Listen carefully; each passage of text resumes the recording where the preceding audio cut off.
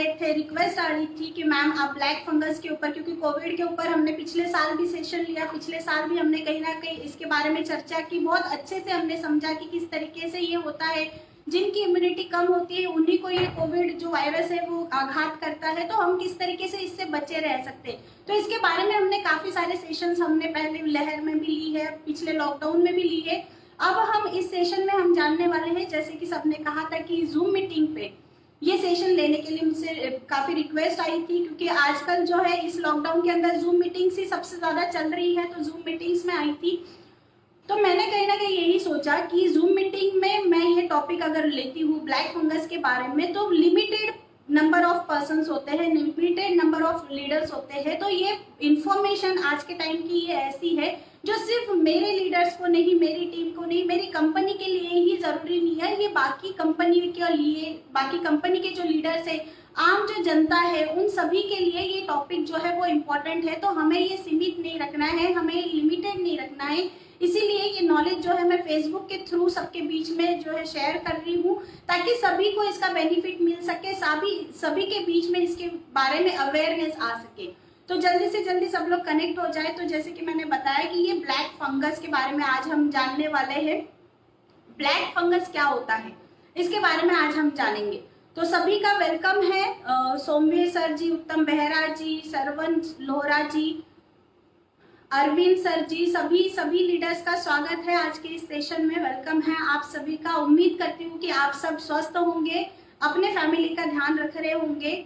अब इसी के साथ में हम सेशंस जो है वो देखते हैं कि जैसे कि मैंने कहा कि हम जानने वाले हैं ब्लैक फंगस के बारे में, जिसका नाम अभी काफी उभर करके आया हुआ है और डर का माहौल एक बना हुआ है कि ये ब्लैक फंगस कौन सी नई बीमारी। तो सबसे पहले हम जानेंगे ये फंगस क्या है। ब्लैक नाम तो इसको अब दिया गया है, लेकिन ये ब्लैक फंगस, ये फंगस होता क्या है? तो फंगस और कुछ नहीं होता है, एक सिंपल से ये हमारे एनवायरमेंट में मौजूद होता है, हमारे आसपास में मौजूद होता है। तो ये फंगस अगर आपको देखना हो तो आपने कभी देखा होगा अपने घर के अंदर कि आप 2 रोटी ले लीजिए, रोटी अगर ताजी बनी हुई है, गरम गरम रोटी बनी हुई है, तो उसको एक रोटी को आपको क्या करना है, एक हवा बंद डब्बे में रखना है, जिसके अंदर कोई हवा ना हो, कोई भी सनलाइट ना हो, सूरज की रोशनी ना हो। ऐसी जगह पे आपको एक रोटी को बंद करके रखना है और दूसरी रोटी जो है आपको रोशनी वाली जगह पे, सूरज की रोशनी जहाँ पे आए, सूरज की धूप जहाँ पे आए, ऐसी जगह पे आपको रखना है। 3 दिन तक आपको इसको ढके हुए रहना है। एक रोटी को आपको एक डब्बे के अंदर पैक करके रखना है, जहाँ पे कोई हवा ना आ जाए, कोई वेंटिलेशन ना आए, कोई सूरज की रोशनी ना पहुंच जाए, ऐसी जगह पे आपको उस रोटी को रखना है। और दूसरी रोटी को आपको रखना कहाँ पर है, आपको सूरज की रोशनी में रखना है, जहाँ पे खुली हवा आती हो, ऐसी जगह पे आपको रखना है। 3 दिन बाद में जब आप इसको देखोगे, दोनों रोटियों को जब देखोगे, तो जहाँ पे हवा नहीं पहुंच पा रही है, जहाँ पे सूरज की रोशनी नहीं पहुंच पा रही है, ऐसी रोटी के ऊपर आपको फंगस जमा हुई दिखेगी। तो फंगस जो दिखेगी वही एक फफूंद है, जिसको हम फफूंद के नाम से जानते हैं या फंगस के नाम से जानते हैं, उसी को हम फंगस कहते हैं। और दूसरी जगह पे दूसरी जो रोटी हमने सूरज की रोशनी में रखी थी, धूप में रखी थी, जहाँ पे खुली हवा आ रही थी, जहाँ अच्छे से ऑक्सीजन का सप्लाई हो रहा था, वो रोटी जो है वो सूख जाएगी, लेकिन वहां पे फंगस नहीं लगेगी। वहां पे जो है कीड़ा जो होता है, हम कहते हैं कि खराब हो जाती है, वो रोटी खराब नहीं होगी, बल्कि वो सूख करके पापड़ जैसी बन जाएगी। तो ये फर्क है। यानी आप इस एग्जाम्पल से आप एक चीज समझ सकते हैं कि ये फंगस कहाँ पे लगता है। ये फंगस नाम की बीमारी कहाँ पर होती है, जहां पर सूरज की रोशनी नहीं पहुंचती होगी, उस जगह पे फंगस की बीमारी हो सकती है। जहां पर खुली हवा, वेंटिलेशन जहां पे नहीं मिलता है, तो उस जगह पे जो है ये प्रॉब्लम, फंगस जो है आपको दिखाई दे सकते हैं। मल्टीपल जगह पर ये हो सकती है। तो ये तो हमने जाना फंगस के बारे में कि तो किस तरीके से फंगस होता है हमारे आसपास, कैसे ये फंगस आता है, कैसे ये तैयार होता है, कैसे ये पैदा होता है। अब हम जानने वाले हैं ब्लैक फंगस के बारे में कि ब्लैक फंगस क्या है, कैसे ये नाम अभी के दिनों में ये उभर करके आ रहा है, क्यों उभर करके आ रहा है, इसके बारे में हम जानने वाले हैं। तो ये सेशन बहुत इंपॉर्टेंट होने वाला है, क्योंकि इस सेशन के अंदर हम चर्चा करने वाले हैं कि ब्लैक फंगस क्या है, कैसे ये अभी के दिनों में उभर करके आया है, ये कहाँ से आया है, इसके बारे में मैं आपको इस टॉपिक के बारे में बताने वाली हूँ कि कहाँ से ये ब्लैक फंगस निकल करके आया है अभी इस दौरान, इसके कितने टाइप है, कितने प्रकार के ये ब्लैक फंगस होते हैं, क्या क्या इसके लक्षण है, कारण क्या क्या है इनके, किन कारणों की वजह से। और एक दूसरा जो मीडिया के अंदर आप लोग खूब देख रहे हैं अभी इस टाइम पे, जिसके बारे में कहीं ना कहीं लोगों को नॉलेज नहीं हो पा रही है, वो सिर्फ न्यूज के ऊपर जा रहे हैं कि ये डर का माहौल कहीं ना कहीं दिमाग में हो रहा है, न्यूज देखने के बाद में एक डर बैठ रहा है कि ब्लैक फंगस कोविड वालों को ही क्यों हो रहा है। तो उसके बारे में बिल्कुल मैं आप सबको बताने वाली हूँ कि कोविड-19 के पेशेंट्स और ये ब्लैक फंगस, इन दोनों के बीच में क्या रिलेशन है, इसके बारे में भी हम आज के इस सेशन में जानने वाले हैं कि इन दोनों के बीच में क्या रिलेशन है, क्यों पोस्ट कोविड केसेस जो है जिनको कोविड-19 हो चुका है उन्हीं को क्यों ये फंगस जो है, ब्लैक फंगस की जो बीमारी है ये हो रही है। तो इसके बारे में भी हम आज जानने वाले हैं और आखिर में हम इसके इलाज के बारे में भी जानेंगे कि किस तरीके से हम इस बीमारी से बच सकते हैं और किस तरीके से हम इसका इलाज ले सकते हैं। तो बिल्कुल हम स्टार्ट करते हैं। जैसे कि सबसे पहला जो क्वेश्चन दिमाग में आता है सबको, आज जब भी फोन हमारे हाथ में आता है तो हम सर्च करने के लिए देखते हैं कि ब्लैक फंगस क्या है, व्हाट इज ब्लैक फंगस। इसी के बारे में हम सबको जो है मोस्ट इंपॉर्टेंट जानकारी चाहिए होती है। तो सबसे पहले तो ब्लैक फंगस जो है एक बहुत दुर्लभ बीमारी है, बहुत ही कम देखी जाने वाली बीमारी है, लेकिन अगर ये बीमारी हो जाती है तो ये घातक भी हो सकती है हमारे लिए। अब ये एक पैरासाइट की वजह से होता है, परजीवी की वजह से होता है, जिसको हम कहते हैं म्यूकरमाइसिट्स। अब ये म्यूकरमाइसिट्स की वजह से बीमारी होती है, इसीलिए इस बीमारी को म्यूकरमाइकोसिस के नाम से भी जाना जाता है। ध्यान दीजिएगा, ब्लैक फंगस भी इसको कहते हैं, काली फफूंद हम हिंदी में कहते हैं, या फिर इसको मेडिकल लैंग्वेज में म्यूकरमाइकोसिस के नाम से भी जाना जाता है। तो इस तरीके से ये बीमारी है। अब ये बीमारी होती किस वजह से है, किन कारणों की वजह से होती है, तो ये बीमारी कहीं और से नहीं आई है। तो आप सबको मैं बता दूं, ये नई कोई भी बीमारी नहीं है जो आप सब सोच रहे हैं कि नई कोई डिसीज निकल करके आई, नहीं, ये पहले से ही हमारे आसपास मौजूद है ये बीमारी। तो ये हमारे वातावरण में, हमारे एनवायरमेंट में ये जो फफूंद होती है ये मौजूद होती है हमारे एनवायरमेंट में, लेकिन इसको एक माहौल चाहिए होता है, एक मौसम चाहिए होता है पनपने के लिए। तो वो मौसम जब मिलेगा तभी वो पनप पाएगी, तभी वो ग्रो कर पाएगी। तो इस तरीके से ये बीमारी होती है, ये ब्लैक फंगस होता है, म्यूकरमाइकोसिस जो है ये बीमारी होती है।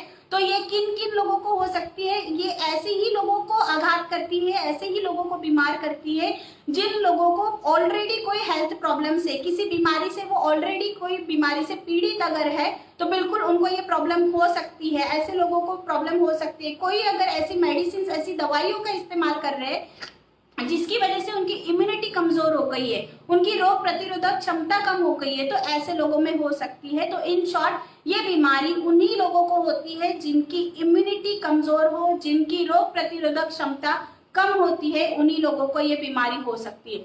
तो अब ये बीमारी के बारे में हमने जाना कि ये ब्लैक फंगस क्या है। ये जहां पर भी बीमारी करेगी, जहां पे भी घाव करेगी, वहां पे काले कलर का घाव छोड़ेगी, इस वजह से इसको बोला गया है ब्लैक फंगस। ध्यान रखिएगा, फंगस ये ऑलरेडी बीमारी है, ऑलरेडी फंगस जो है हमारे आसपास मौजूद रहता है, लेकिन हमारी इम्यूनिटी अगर कमजोर होती है तो ये हमारे शरीर को बीमार कर देता है, अटैक कर देता है, और उसी वजह से जो ब्लैक कलर के, काले कलर के जो हमें घाव होते हैं उसको हम कहते हैं ब्लैक फंगस। तो यही ये बीमारी है ब्लैक फंगस। तो अब सबसे इंपॉर्टेंट, जैसे कि मैंने बताया आपको, ब्लैक फंगस के बारे में हमने जाना। अब जो सबसे इंपॉर्टेंट क्वेश्चन हमारे दिमाग में आता है कहीं ना कहीं, वो ये आता है कि अब ये ब्लैक फंगस आया कहाँ से है, किस वजह से, क्या इसके कारण है, किन कारणों की वजह से ये अभी उभर करके दिख रहा है। तो इसके कारण हम जानेंगे। तो उससे पहले आपने कभी हमारे घर के अंदर आपने देखा होगी कोई फल या कोई सब्जी बाहर अगर रखी रह जाती है, फ्रीज में अगर हम नहीं रहते हैं, बाहर अगर रखी रह जाती है, तो उसके ऊपर काले कलर की काई आने लगती है, काले कलर के धब्बे लगने लगते हैं। तो आपने देखा होगा हमारे आसपास भी वो काले कलर का धब्बा जो होता है वो और कुछ नहीं, वो ब्लैक फंगस ही है, वो म्यूकरमाइकोसिस ही है। तो हमारे घर में आसपास ये मौजूद होता है। ये जो आता है, ये सड़ी गली हुई जो सब्जियां होती है, जो फल होते हैं, या सूखे हुए जो पेड़ों के पत्ते होते हैं, इनके ऊपर ये दिखाई देती है। तो इस तरीके से ये हमारे आसपास मौजूद होती है और यही से ये बीमारी आती है। जब हम सांस लेते हैं तब हमारे ये जो कण होते हैं सांसों के थ्रू हमारे अंदर जा सकते हैं, या अगर हमने ऐसे कोई फल फ्रूट खा लिए, ऐसी कोई सब्जियां खा ली जिसके ऊपर ये ब्लैक फफूंद ऑलरेडी लगी हुई है, तो अगर हम खा लेते हैं तो बिल्कुल वो हमारे पेट के अंदर फिर चली जाएगी और फिर वो हमें बीमार करेगी। तो ऐसे कई तरीके से ये हमारे शरीर के अंदर जा सकती है। अब इसके कारण और क्या क्या है, तो सबसे पहला कारण, जैसे कि मैंने आपको रोटी का एग्जाम्पल देख करके बताया, वैसे ही हमारे साथ में ही है। अगर हम खुली हवा में नहीं रहते हैं, अगर हम खुले मौसम में नहीं रहते हैं, प्रॉपरली हमारे कमरे में जहाँ पर हम रह रहे हैं उस कमरे में अगर वेंटिलेशन अगर अच्छा सा नहीं आ रहा है तो बिल्कुल हमें ये प्रॉब्लम हो सकती है। तो ऐसी जगह पे ब्लैक फंगस जो है वो हो सकती है, ग्रो कर सकती है। उसके अलावा जो सबसे इम्पोर्टेंट है वो ये है कि अगर सड़े हुए फल सब्जियां अगर आप खा रहे हो, अगर उसका आप प्रॉपरली अगर उसको रख नहीं रहे, आप फ्रिज में नहीं रख रहे या ठंडी जगह पे नहीं रख रहे, या खराब जिसको हम कहते हैं बासी खाना अगर हम खा रहे हैं तो बासी खाने के अंदर भी ये कहीं ना कहीं दूसरे दिन ही ये बनने लग जाती है फंगस। तो इस वजह से भी ब्लैक फंगस हो सकता है। तीसरा इसका कारण है कि हम अगर गंदे कपड़े, डर्टी क्लोथ्स अगर रखते हैं, गंदे कपड़े अगर हम रखते हैं तो गंदे कपड़ों की वजह से भी हो सकता है। अगर हम वही कपड़े दोबारा पहन रहे हैं तो पसीना आता है शरीर के अंदर, तो जहां पे पसीना, क्योंकि नमी जहां पर होगी वहां पे ये फंगस जो है वो ग्रो करने लगती है। तो नमी से भी हमें दूर रहने की जरूरत है। तो अगर आप कपड़े वही दोबारा पहन रहे हो, पसीने वाले कपड़े, गंदे कपड़े अगर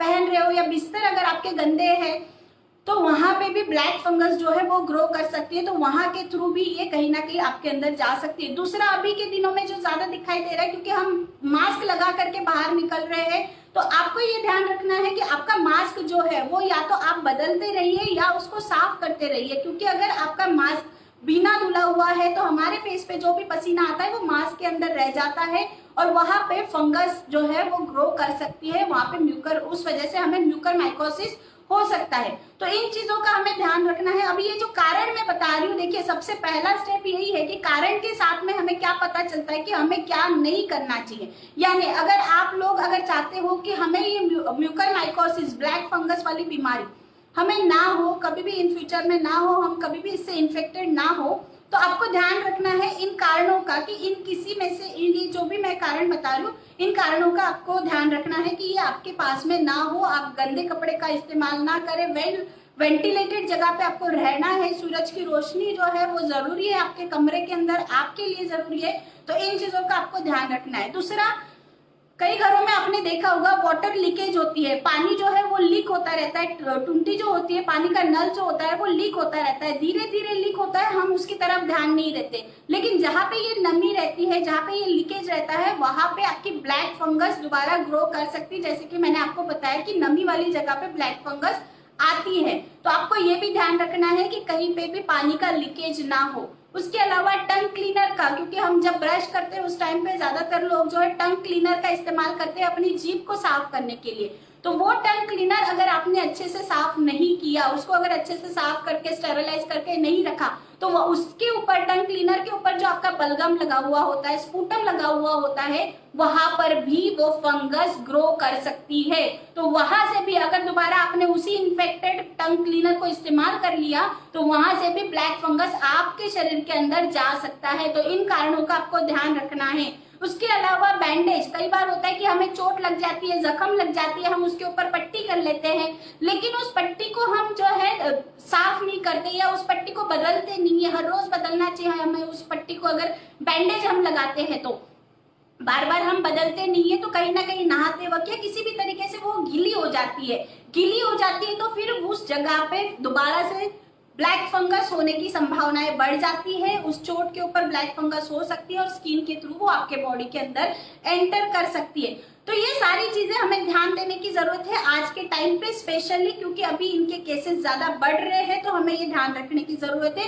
और सबसे इम्पोर्टेंट जो कारण आज के दिनों में देखा जा रहा है वो है लो इम्यूनिटी, रोग प्रतिरोधक क्षमता का कम होना। अगर रोग प्रतिरोधक क्षमता आपकी कमजोर है तो आपको ये बीमारी हो सकती है।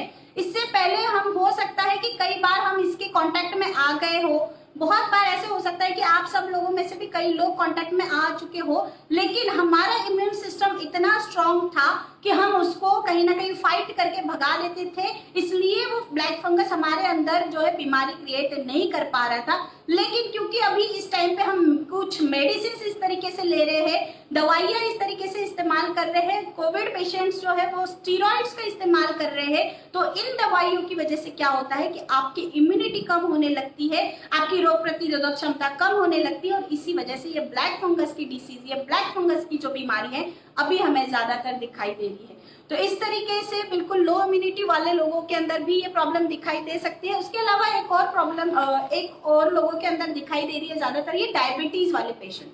जी हाँ, डायबिटीज वाले पेशेंट्स को बिल्कुल बच के रहने की जरूरत है इस टाइम पे। अपने शुगर बच के रहना इन द सेंस आपको अपने शुगर को कंट्रोल करके रखना है, क्योंकि ये जो फंगस है इसको ग्लूकोज चाहिए होता है अपनी ग्रोथ करने के लिए, अपनी आबादी बढ़ाने के लिए। तो इन्फेक्शन करने के लिए इसको ग्लूकोज चाहिए होता है, जो कि डायबिटीज पेशेंट्स के अंदर ज्यादा मात्रा में मिलता है, ज्यादा मात्रा में शुगर होती है, जिस वजह से डायबिटीज के पेशेंट्स को ज्यादा खतरा है इस फंगल इन्फेक्शन से, ब्लैक फंगस से। तो बिल्कुल आपको इन सारी चीजों का ध्यान रखना है। इन सारी चीजों का अगर ध्यान रखा, ये आपका पहला स्टेप है जो आप कवर कर सकते हैं। अभी तक मैंने जो आपको इन्फॉर्मेशन बताई है कि आपको किन किन कारणों से बच करके रहना है, क्या क्या इसके कारण है, तो इसको अगर आप लोगों ने ध्यान से सुन लिया है या लिख लिया है, अगर फॉलो कर लिया इन चीजों को, तो लिख लीजिएगा कि आपका फर्स्ट स्टेप आपका कंप्लीट हो चुका है। यानी आपको ब्लैक फंगस दोबारा कभी हो ही नहीं सकता, इस चीज की मैं आपको श्योरिटी दे रही हूँ। जो कारण मैंने अभी आप सबको बताए हैं, जितने भी कारण मैंने अभी आप सबको बताए हैं, इन कारणों को आपको फॉलो करना है, इन कारणों का आपको ध्यान रखना है कि ये गलतियां आप ना करो,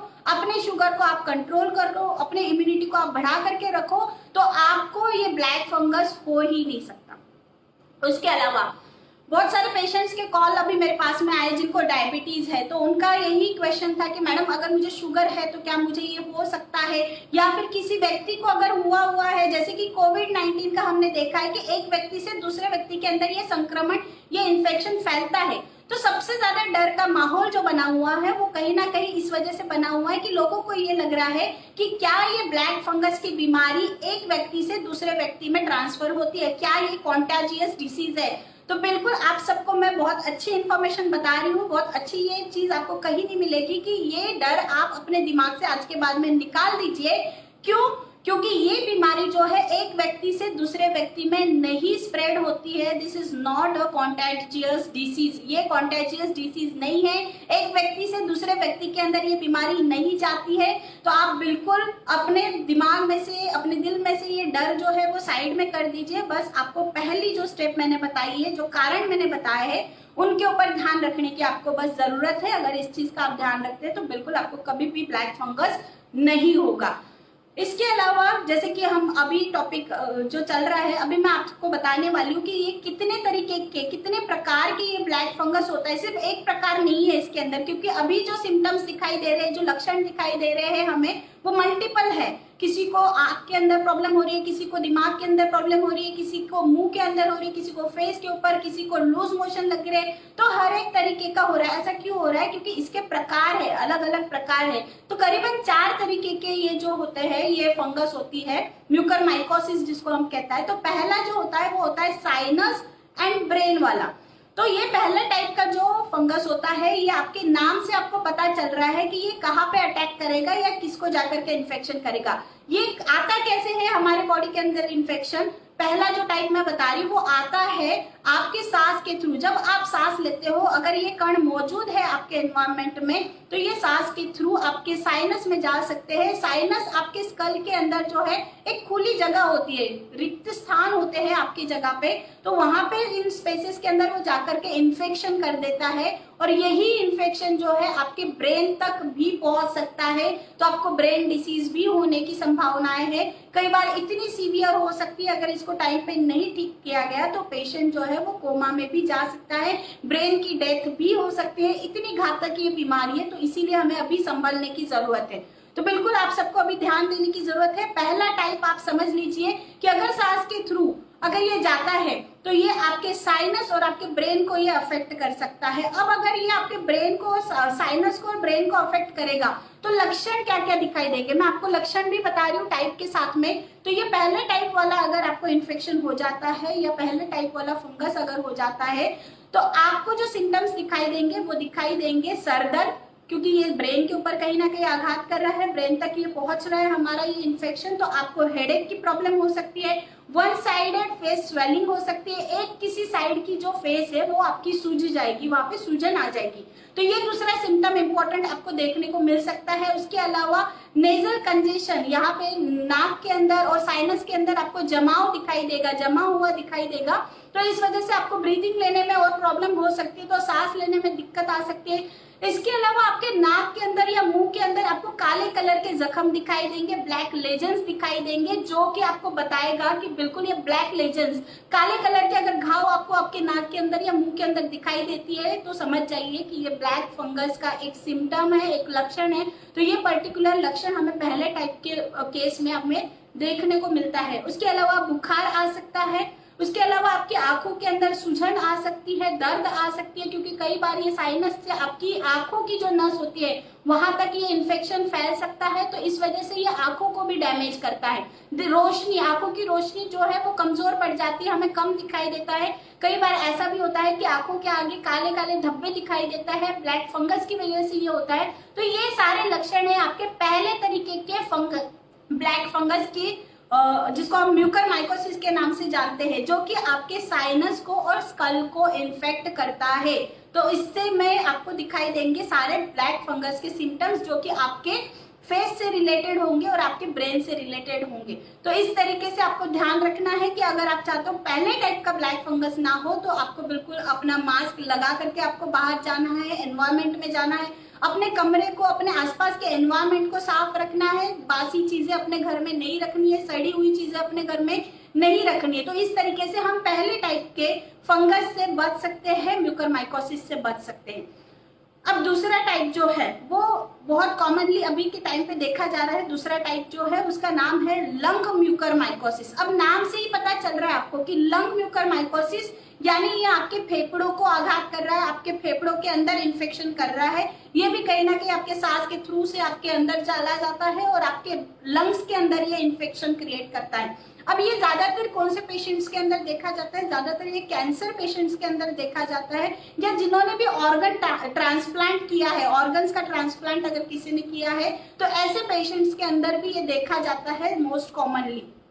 अब ये अगर लंग के अंदर गया तो आप सबको पता है लंग के जो सिम्टम्स हम देखते हुए आ रहे हैं, हमारे फेफड़ों के अंदर गया तो फेफड़ों से रिलेटेड लक्षण हमें दिखाई देंगे। क्या लक्षण दिखाई देंगे? हमें फेफड़ों में अगर प्रॉब्लम हो गई है, अगर हमारे फेफड़ों में इन्फेक्शन हो गया है तो बिल्कुल हमें खांसी होगी, क्योंकि फेफड़ों के अंदर प्रॉब्लम है। तो फेफड़े जो है कहीं ना कहीं बाहरी जो हमारा इन्फेक्शन होता है, बाहरी जो पार्टिकल होता है उसको बाहर फेंकने की कोशिश करता है। तो हमारे फेफड़े के अंदर जो भी बाहरी पार्टिकल चला जाता है, जिसको हम फॉरेन पार्टिकल कहते हैं, वो अगर चला जाता है तो उसको निकालने के लिए फेफड़े जो है, हमारा शरीर जो है, ये खांसी निकालता है। तो बिल्कुल खांसी की प्रॉब्लम हो सकती है, बुखार आ सकता है, चेस्ट पेन हो सकता है, सीने में दर्द हो सकता है, या उसको सांस लेने में भी तकलीफ हो सकती है। तो ये सारे लंग्स से रिलेटेड सिम्टम्स जो है वो दिख सकते हैं, हमें इस टाइम पे देखने को मिल सकते हैं। दूसरे टाइप का जो ये इन्फेक्शन होगा, जिसको हम लंग म्यूकरमाइकोसिस कहते हैं, तो इस तरीके के लंग म्यूकरमाइकोसिस में हमें ये प्रॉब्लम्स जो है वो दिखाई दे सकती है। तो अगर आपको ये सारी प्रॉब्लम्स है, ये सारे सिम्टम्स है, तो आप बिल्कुल आप एक बार सोच सकते हैं कि आपको लंग म्यूकरमाइकोसिस हो सकता है। तीसरा जो टाइप मैं बता रही हूँ आप सबको, तीसरा जो मोस्ट इंपॉर्टेंट टाइप है वो है गैस्ट्रोइंटेस्टिनल म्यूकरमाइकोसिस। अब नाम से पता चल रहा है, ज्यादा आपको सोचने की जरूरत नहीं है, ज्यादा कुछ ऐसा है नहीं। मैं बहुत सिंपल लैंग्वेज में आप सबको बताने की कोशिश कर रही हूँ ताकि आम जनता को समझ में आ सके, अगर कोई मेडिकल फील्ड से भी नहीं है उसको भी ये चीज समझ में आ सके, इस बीमारी के बारे में नॉलेज मिल सके। तो तीसरा जो मैं टाइप बता रही हूँ गैस्ट्रोइंटेस्टिनल म्यूकरमाइकोसिस, नाम से पता चल रहा है इंटेस्टाइन, गैस्ट्रोइंटेस्टाइन यानी आपसे पेट से रिलेटेड खराबी होगी, आपके पेट के अंदर ये जाकर के इन्फेक्शन करेगा। अब पेट के अंदर ये कहाँ से जाएगा? जो भी आपने ब्लैक फंगस वाली कोई भी इन्फेक्शन वाली चीजें खाई है, कोई ऐसा फ्रूट खाया है या कोई ऐसा खाना खाया है जिसके अंदर ये इन्फेक्शन था, जिसके अंदर ये फंगस मौजूद था, तो ऐसे अगर आपने कुछ भी खाया है तो बिल्कुल आपको ये पेट के अंदर जाकर के फिर इन्फेक्शन करेगा, वहां पे ये ब्लैक फंगस जो है बीमारी करना स्टार्ट करेगा। अब आपको सारे पेट से रिलेटेड सिम्टम्स दिखाई देंगे। क्या क्या लक्षण दिखाई देंगे? अगर आपके पेट के अंदर इन्फेक्शन हुआ तो सबसे पहले आपके पेट के अंदर दर्द होगा, एब्डोमिनल पेन आपको महसूस होगा, यानी पेट के अंदर दर्द आपको महसूस होगा। दूसरा जो मोस्ट इंपॉर्टेंट सिम्टम दिखाई देता है वो ये है कि आपको नौशिया फीलिंग होगी, यानी उल्टी का जी मचलाना जिसे कहते हैं, उल्टी का मन होना, तो ये प्रॉब्लम हो सकती है। या किसी को उल्टी की भी प्रॉब्लम हो सकती है, तो वोमिटिंग भी हो सकती है। दूसरा मोस्ट इंपॉर्टेंट जो सिम्टम या लक्षण हमें दिखाई देता है, तीसरा जो दिखाई देता है वो ये है कि जब मल पास करता है, गैस्ट्रोइंटेस्टिनल ब्लीडिंग की हमें दिक्कत दिखाई दे सकती है। तो इस ब्लीडिंग में क्या होता है कि मल के साथ में खून, काले कलर का खून, ध्यान रखिएगा काला कलर का खून इसका पर्टिकुलर सिम्टम है जिसको आपका ध्यान रखने की जरूरत है, क्योंकि इसका नाम ही ब्लैक फंगस इसी वजह से दिया गया है।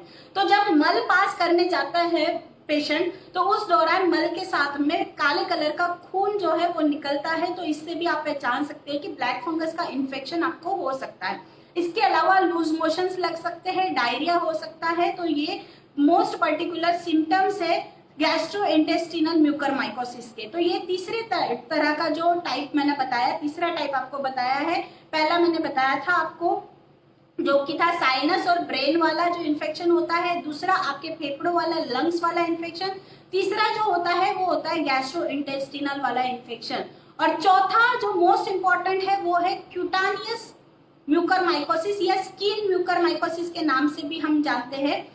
अब ये स्किन म्यूकरमाइकोसिस आपने कई बार देखा होगा कि ब्लैक फंगस या फंगल इन्फेक्शन जो है स्किन के अंदर बहुत कॉमनली देखा जाता है।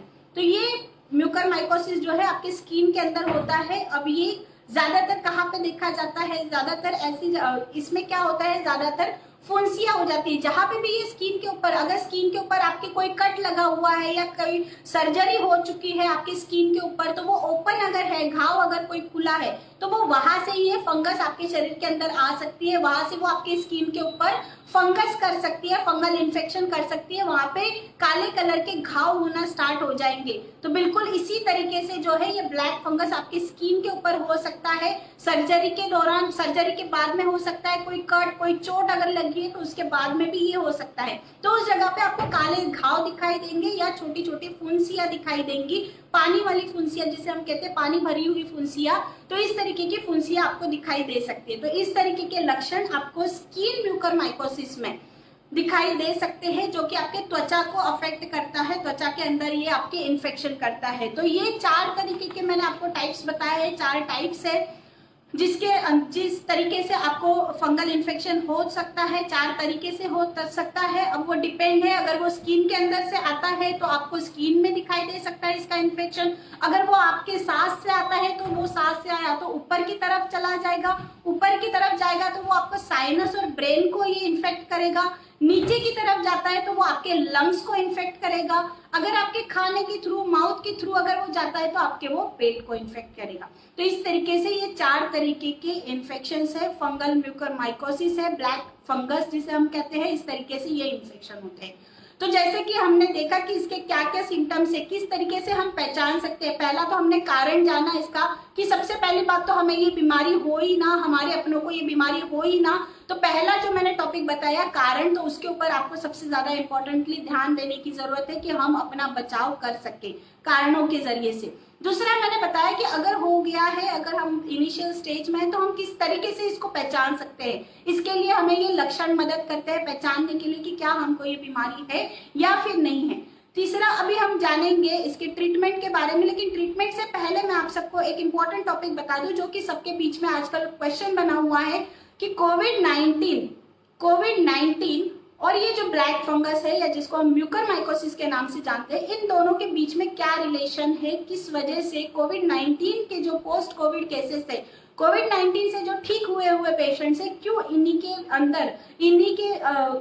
के अंदर जो है हमें ज्यादातर ब्लैक फंगस के केसेस देखने को मिलते हैं। तो इसके बारे में हम जानेंगे। तो देखिए, सबसे मेन जो मैंने स्टार्टिंग में भी आपको बताया, फंगस होने के लिए आपके बॉडी के अंदर उसको वो एनवायरनमेंट मिलना बहुत ज्यादा जरूरी है, आपके शरीर के अंदर उसको ये माहौल मिलना बहुत ज्यादा जरूरी है। जैसे कि हमें अगर कोई पौधा उगाना है, अगर हमारे पास में कोई बीज दिए हुए हैं, उस बीज को अगर हमें ग्रो करना है, उसको अगर हमें बोना है, तो हमें क्या चाहिए होता है, उस बीज को बोने के लिए, उससे पौधा उगने के लिए हमें क्या चाहिए होता है। अगर हम किसी टाइल्स के ऊपर, किसी कठिन जगह, सीमेंट के ऊपर अगर हम उसको बोने के लिए जाएंगे तो वहां पे हम उसको बो ही नहीं सकते, वहां से वो पौधा बन ही नहीं सकता उस बीज से। लेकिन अगर उन्हीं बीजों को अगर हमने एक मिट्टी के अंदर, अगर हमने गमला लिया, मिट्टी के अंदर अगर हमने उसको बोया, उसको हमने डेली पानी दिया, सूरज की रोशनी अगर उसको डेली मिलती जाएगी, तो क्या होगा, तो बिल्कुल वो पौधा वहां पे ग्रो कर पाएगा, वो बीज वहां पे अंकुरित हो जाएगा, वहां उसमें से एक सुंदर सा पौधा हमें देखने को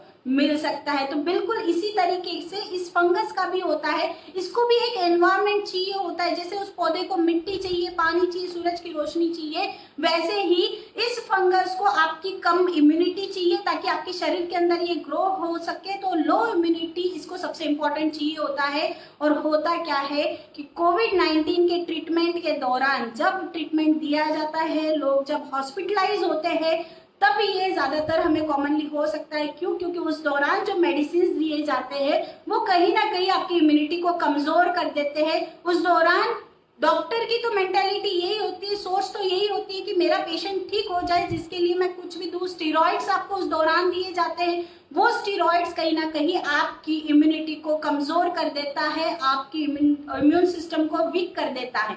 अब ये सारा इम्यून सिस्टम आपका कम हो जाता है। कई बार ऐसा भी देखा गया है, ज्यादातर पोस्ट कोविड केसेस में हमने शुगर के केसेस बढ़े हुए मिले हैं। हमें शुगर जो है, शुगर की मात्रा बढ़ी हुई मिली है। क्यों? क्योंकि उस मेडिसिन का साइड इफेक्ट कहीं ना कहीं आपके बॉडी के अंदर हुआ है, जिस वजह से ग्लूकोज की मात्रा, शुगर की मात्रा बढ़ गई है। और यही शुगर पनपने के लिए, ग्रो करने के लिए ब्लैक फंगस को चाहिए होता है। यही लो इम्यूनिटी ब्लैक फंगस को चाहिए होती है, जो आपके शरीर के अंदर वो माहौल जो है वो ट्रीटमेंट के बाद में हो चुका है, कोविड-19 के ट्रीटमेंट के बाद में। इसीलिए अभी ये कोविड-19 के बाद में ज्यादातर दिखाई दे रहा है। दूसरा, जो आप मास्क इस्तेमाल कर रहे हो, वो मास्क अगर आपने प्रॉपरली वॉश नहीं किया, अगर उसको आपने चेंज नहीं किया है, तो ऐसा मास्क भी आपको फंगल इन्फेक्शन कर सकता है।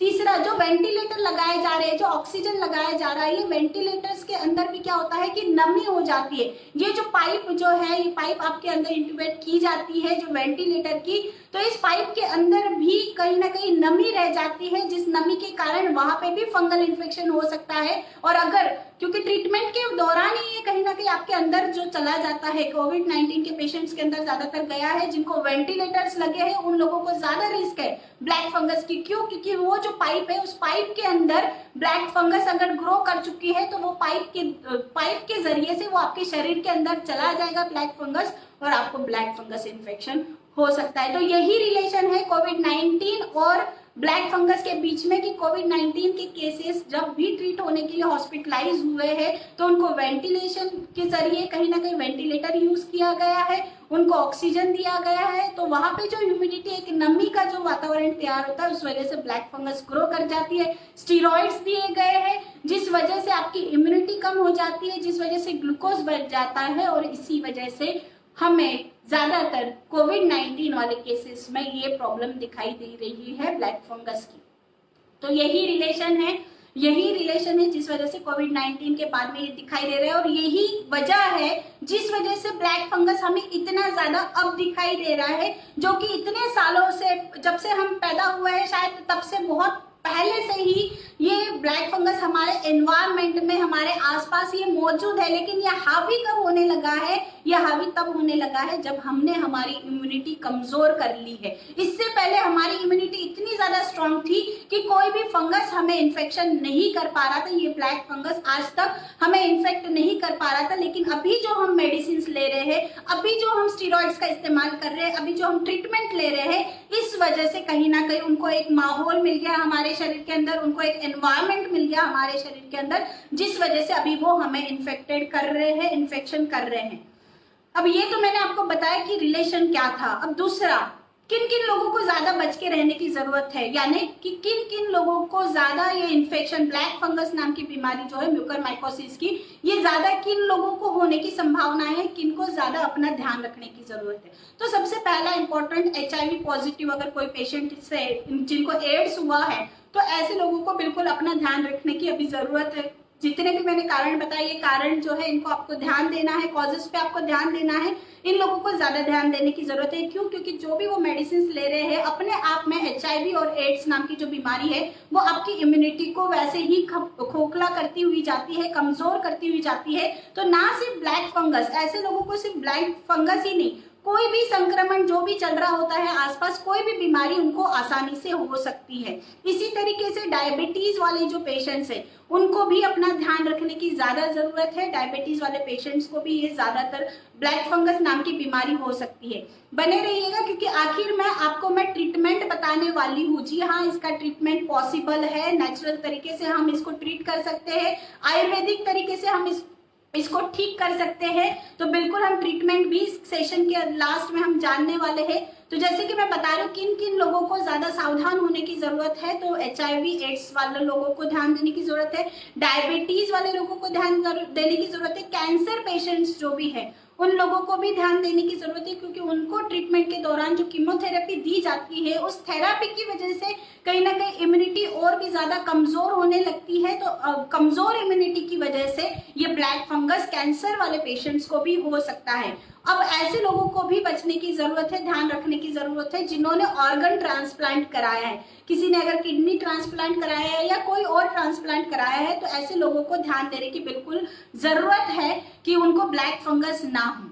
उसके अलावा ऐसे पेशेंट्स जिन्होंने स्टेम सेल ट्रांसप्लांट कराया है, स्टेम सेल ट्रांसप्लांट वाले लोगों को भी ध्यान देने की जरूरत है, अपना ध्यान रखने की जरूरत है। इसके अलावा जिनके शरीर के अंदर सफेद कोशिकाएं, व्हाइट सेल्स जिसको हम कहते हैं, व्हाइट ब्लड सेल्स, अगर इसकी मात्रा भी अगर कम हुई है, देखिए ध्यान रखिए आप, व्हाइट ब्लड सेल्स जो है हमारे शरीर के अंदर, जब भी आपने जांच कराई होगी CBC, उसके अंदर रेड ब्लड सेल्स और व्हाइट ब्लड सेल्स का काउंट लिखा हुआ होता है। तो ये व्हाइट ब्लड सेल्स किस लिए होती है? हमारी इम्यूनिटी जो होती है इसको स्ट्रॉन्ग रखने के लिए ये व्हाइट ब्लड सेल्स बहुत ज्यादा जरूरी होते हैं। तो जिनकी इम्यूनिटी कम होगी उनके अंदर इनकी मात्रा कम हो जाएगी, इनकी मात्रा कम हो जाएगी तो कोई भी बीमारी, ना सिर्फ ब्लैक फंगस लेकिन कोई भी बाहरी बीमारी जो है वो हमारे शरीर के ऊपर हावी हो जाएंगी, क्योंकि हमारे जो सैनिक है, लड़ने वाले हमारे शरीर के जो सैनिक है जिसको हम व्हाइट ब्लड सेल्स कहते हैं, उनकी मात्रा ही, उनकी संख्या ही कम हो जाती है, जिस वजह से ये इन्फेक्शन हमारे शरीर के ऊपर हावी हो जाता है और हमें बीमार करने लगता है। तो बिल्कुल जिनके अंदर व्हाइट ब्लड सेल्स की मात्रा कम है तो उनको भी ध्यान रखने की जरूरत है,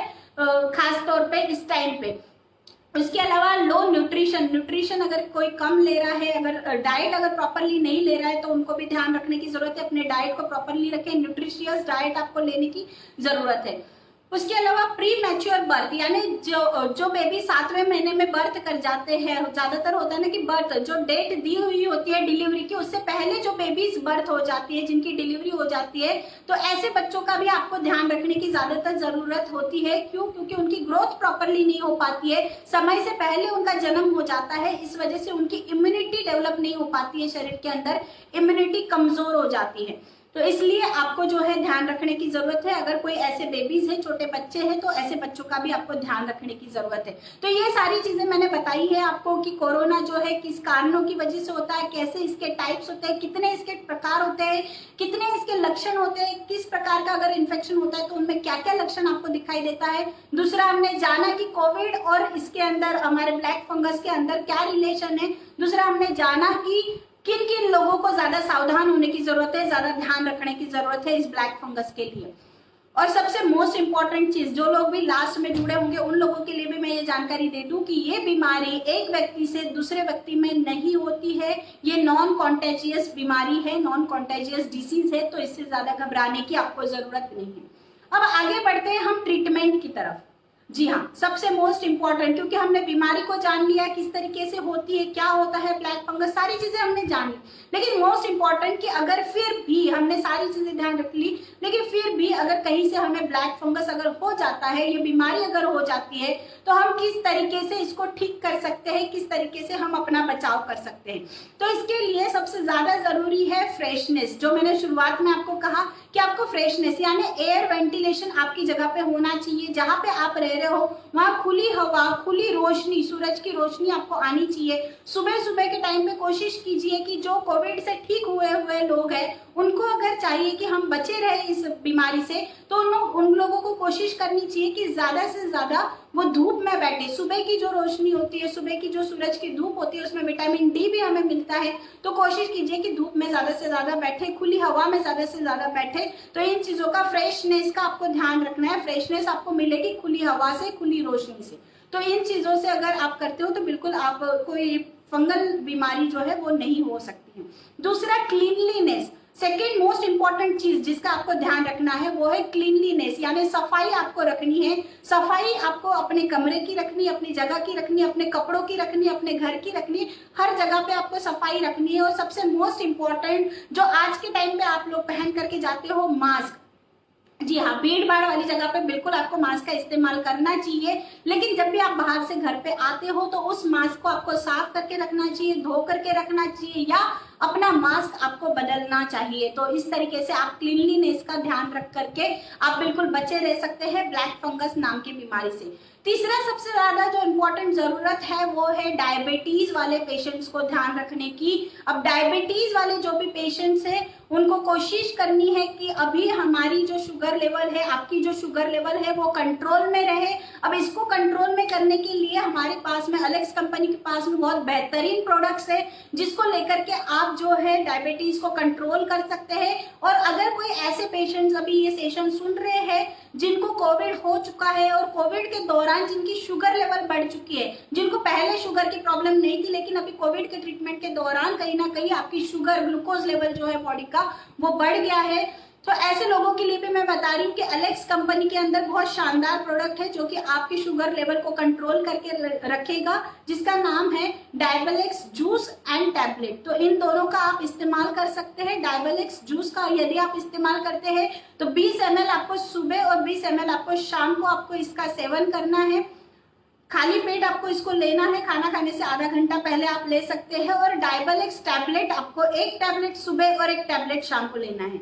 ध्यान रखिएगा, ट्रीटमेंट में आपको बता रही हूँ ऐसे लोगों को जिनको शुगर बढ़ चुकी है, जिनकी शुगर बॉडी के अंदर बढ़ चुकी है, जिनको अभी कंट्रोल करने की जरूरत है शुगर को इस टाइम पे, ताकि वो ब्लैक फंगस नाम की बीमारी से बचे रह सके। तो बिल्कुल आपको इस्तेमाल करना है डायबलेक्स का प्रोडक्ट जो कि अलेक्स कंपनी के अंदर पाया जाता है। अब इसके अंदर नेचुरल हर्ब्स हमने मिलाया हुआ है, जामुन का बीज का एक्सट्रैक्ट इसके अंदर है, दाना मेथी इसके अंदर है, तो काफी सारी करेले का जूस हमने इसके अंदर मिलाया हुआ है।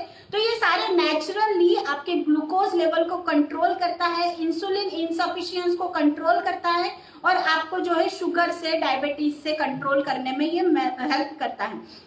तो इस तरीके से जो है डायबिटीज वाले पेशेंट्स अपना ट्रीटमेंट कर सकते हैं, अपना ध्यान रख सकते हैं। इसके अलावा ज्यादा से ज्यादा आपको सूरज की रोशनी, जैसे कि मैंने कहा, सनलाइट का इस्तेमाल करना है। सूखे कपड़े आपको इस्तेमाल करने हैं अच्छी तरीके से, क्योंकि अभी मौसम, अभी ये ब्लैक फंगस की प्रॉब्लम जो है बहुत ज्यादा बढ़ सकती है, क्योंकि अभी मानसून का मौसम आ रहा है। अब इस मानसून में, बारिश के, बरसात के मौसम में क्या होता है, ज्यादातर कपड़े भीगे रह जाते हैं, कपड़े सूख नहीं पाते हैं क्योंकि सूरज की रोशनी नहीं मिल पाती है। अब ये अगर गीले कपड़े पहन लोगे आप, इस तरीके से अगर आप अपना ध्यान नहीं रखोगे तो ज्यादातर आपको ये प्रॉब्लम इस टाइम पे हो सकती है। मानसून के दौरान आपको ब्लैक फंगस ज्यादा बढ़ा हुआ मिल सकता है, तो इस तरीके से आपको ध्यान रखना है। और मोस्ट इंपॉर्टेंट अभी जो मैं आप सबको बता रही हूँ, जो बहुत ज्यादा जरूरी है हमें, वो है इम्यूनिटी का ध्यान रखने की जरूरत। जैसे कि स्टार्टिंग से हम सुनते हुए आ रहे हैं कि इम्यूनिटी कमजोर हो जाती है, हमारी रोग प्रतिरोधक क्षमता हमारी कमजोर हो जाती है, जिस वजह से ये ब्लैक फंगस या कोई भी बीमारी हमारे शरीर के ऊपर जो है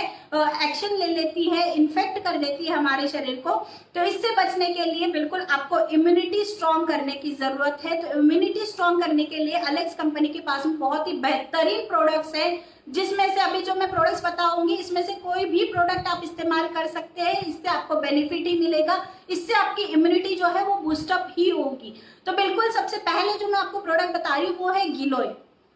जी हाँ, गिलोय टैबलेट जो है वो आपको इस्तेमाल करनी है। एक टैबलेट सुबह, एक टैबलेट शाम को आपको इस्तेमाल करनी है। गिलोय को आयुर्वेद के अंदर अमृता के नाम से भी जाना जाता है। तो अमृता क्या होता है कि ये अमृत की दर्जा इसको दिया हुआ है। क्यों दिया हुआ है? क्योंकि इसके अंदर क्षमता है कि हमारी रोग प्रतिरोधक क्षमता को बढ़ा करके नेचुरली हमारे शरीर को किसी भी बीमारी से लड़ने के लिए ये तैयार कर देती है। तो इस तरीके से हमें गिलोय टैबलेट का इस्तेमाल करना चाहिए। ये गिलोय टैबलेट हमारे खून के अंदर जितने भी माइक्रो ऑर्गेनिजम्स है, जितने भी जीवाणु, कीटाणु, परजीवी है, उन सबको साफ कर देती है, उन सबको खत्म कर देती है ये गिलोय टैबलेट। इसलिए हमें गिलोय टैबलेट का इस्तेमाल करना जरूरी है, ताकि हम ये गिलोय टैबलेट अगर रेगुलरली ले रहे हैं, किसी तरीके से अगर ये ब्लैक फंगस का कोई कण अगर हमारे शरीर के अंदर आ गया है तो ये वही खून के अंदर उसको साफ कर दे, वही उसको खत्म कर दे। उसके अलावा ये गिलोय टैबलेट जो है ये हमारे फ्री रेडिकल्स जो होते हैं शरीर के अंदर, इनको भी खत्म करने का काम करती है। हमारे जो सेल्स होते हैं, सेल्स को रिपेयर करने का काम करती है। तो इस तरीके से ये गिलोय टैबलेट हमारे इम्यूनिटी के लिए काम करता है। तो इस तरीके से आप गिलोय टैबलेट का इस्तेमाल कर सकते हैं। एक टैबलेट सुबह, एक टैबलेट शाम को। बच्चों के लिए अगर आपको देना है तो आधी टैबलेट सुबह, आधी टैबलेट शाम को, इस तरीके से आप इस्तेमाल कर सकते हैं। उसके अलावा जो मोस्ट इंपॉर्टेंट सेकेंड प्रोडक्ट मैं आप सबको बता रही हूँ, अश्वगंधा टैबलेट। जी हाँ, अश्वगंधा टैबलेट, जिसका नाम आपने काफी सुना होगा, बहुत ही अच्छी है ये हमारी इम्यूनिटी बढ़ाने के लिए। क्यों? क्योंकि इसके अंदर इम्यूनोमॉड्यूलेटरी प्रॉपर्टीज पाई जाती है, जो कि हमारे शरीर को उस तरीके से ढाल देती है कि जिस तरीके का इन्फेक्शन आएगा उसी तरीके से हमारे शरीर को, हमारी इम्यूनिटी को ये स्ट्रॉन्ग कर देती है। तो इसीलिए इसके अंदर इम्यूनोमॉड्यूलेटरी प्रॉपर्टी पाई जाती है। तो इसीलिए अश्वगंधा टैबलेट का भी आप सेवन कर सकते हैं। एक टैबलेट सुबह में और एक टैबलेट शाम को, इस तरीके से ले सकते हो। बच्चा अगर है तो आपको टैबलेट का डोज आधा कर देना है, तो आधी आधी टैबलेट आप दे सकते हैं बच्चों को। इस तरीके से हम हमारी इम्यूनिटी को स्ट्रॉन्ग कर सकते हैं। उसके अलावा सुपर बेरीज जूस नाम का प्रोडक्ट है अलेक्स कंपनी के अंदर, जो कि 16 बेरीज से बनकर के ये जूस, 16 बेरीज से जूस निकाला हुआ है ये। तो ये जूस आप लोग ले सकते हैं 20 ml सुबह, 20 ml शाम को। खाली पेट इसको लिया जाता है। 1 ग्लास गुनगुने पानी के अंदर मिक्स करके आप सुपर बेरीज जूस ले सकते हैं। अब इसको लेने से क्या होगा, आपने सुना होगा अभी इस कोविड के दौरान की विटामिन सी की आपको जरूरत होती है आपकी इम्यूनिटी को स्ट्रॉन्ग करने के लिए। तो इस बेरीज जूस के अंदर, सुपर बेरीज जूस के अंदर विटामिन सी भरपूर मात्रा में पाया जाता है। क्योंकि बेरीज जितनी भी होती है, आपको पता है विटामिन सी खट्टे फलों के अंदर पाया जाता है। और ये जितनी 16 तरह की बेरीज का हमने जूस निकाल करके डाला हुआ है, इन बेरीज के अंदर vitamin C, vitamin B, vitamin A भरपूर मात्रा में पाया जाता है। उसके अलावा इसके अंदर भरपूर मात्रा में एंटीऑक्सीडेंट्स पाए जाते हैं। ये एंटीऑक्सीडेंट्स आपके शरीर के लिए बहुत ज्यादा जरूरी होता है, ताकि ये आपके शरीर की जो कोशिकाएं, जो सेल्स है, इनको ये स्ट्रेंथ दे सके, एक शक्ति दे सके, जिससे कि ये लड़ सके।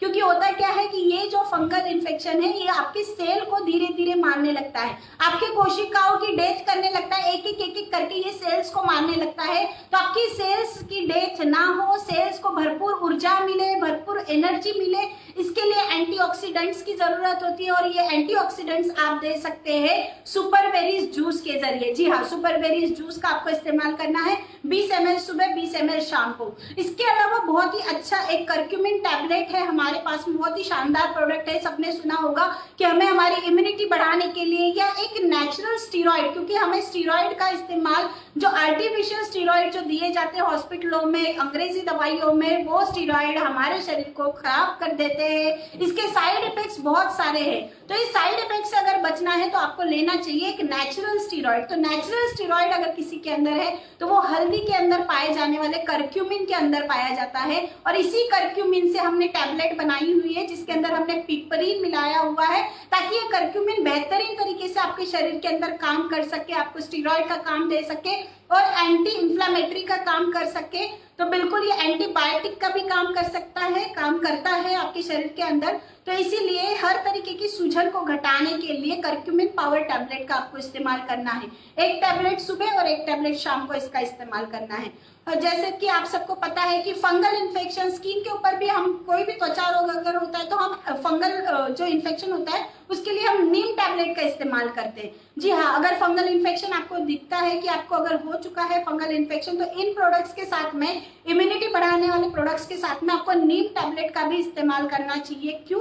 क्योंकि इसके अंदर एंटी फंगल प्रॉपर्टीज पाई जाती है। फंगल इन्फेक्शन है तो हम एंटी फंगल मेडिसिन उसको देंगे। तो नीम टैबलेट का आपको इस्तेमाल करना है, एक टैबलेट सुबह में, एक टैबलेट शाम को। इस तरीके से अगर आप टैबलेट का इस्तेमाल करते हैं तो बिल्कुल वो फंगस जो है उसको किल करने का काम, खत्म करने का काम, जड़ से खत्म करने का काम आपका ये नीम टैबलेट करेगी। ब्लड के अंदर अगर आपके ये है तो आप ब्लड प्योर सिरप भी ले सकते हैं। अगर ब्लड, इससे क्या होगा कि हमारी खून की अच्छे से सफाई हो जाएगी। खून के अंदर ना सिर्फ फंगस, ना सिर्फ ब्लैक फंगस, कोई भी किसी भी तरीके का अगर कीटाणु वगैरह है तो इसको ये नेचुरली साफ करने का काम करेगी ब्लड प्योर सिरप। तो दोबारा मैं आपको ट्रीटमेंट का पार्ट बता रही हूँ कि आपको अगर इम्यूनिटी बढ़ानी है, अश्वगंधा, गिलोय, दोनों में से कोई एक टैबलेट आप ले सकते हैं। एक एक टैबलेट सुबह शाम लेनी है।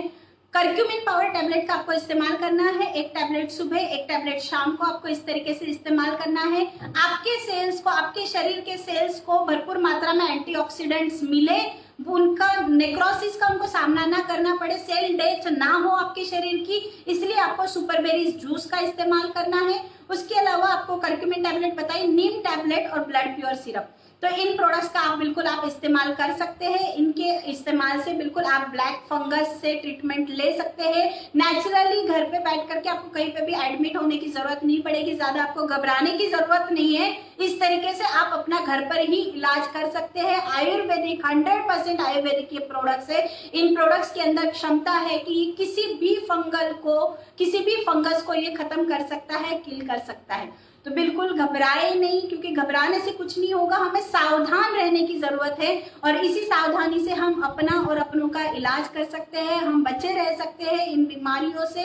तो ये जो इन्फॉर्मेशन मैंने आज दी है वो इस वक्त की जरूरत है, इस टाइम पे बहुत ज्यादा जरूरत थी इस इन्फॉर्मेशन की, क्योंकि कहीं ना कहीं अवेयरनेस ना होने की वजह से लोगों के अंदर घबराहट का माहौल एक बना हुआ है, डर का एक माहौल बना हुआ है। तो मेरी कोशिश यही है कि आज के इस सेशन के जरिए आपका ये डर जो है वो दिमाग से हट गया होगा, दिल से निकल गया होगा और आप सावधान हो गए होंगे कि हमें किस तरीके से अपना और अपनों का बचाव करना है।